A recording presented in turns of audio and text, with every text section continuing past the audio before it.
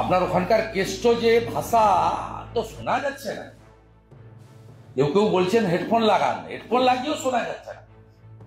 আরে ভাই, আইসি বোলপুর তোমার কথা শুনছে না, শুনবে না, সে তো অন্য জিনিস।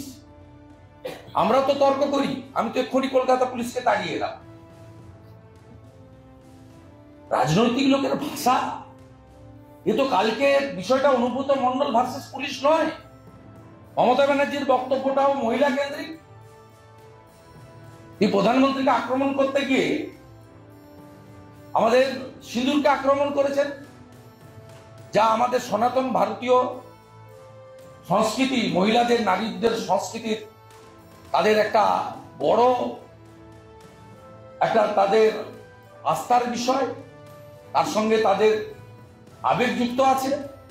আর ঠিক একইভাবে আইসি বোলপুরের স্ত্রী এবং মা একবার নয়, 5 বার 6 বার, কি কদর্য ভাষা। তারপরে আপনি সোশ্যাল মিডিয়াতে ড্যামেজ হয়ে যাওয়ার পরে বলবেন যে এর সঙ্গে পার্টি যুক্ত নয়, বলে ক্ষমা চান।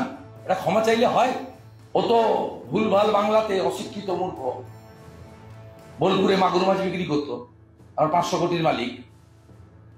মমতার দয়ায়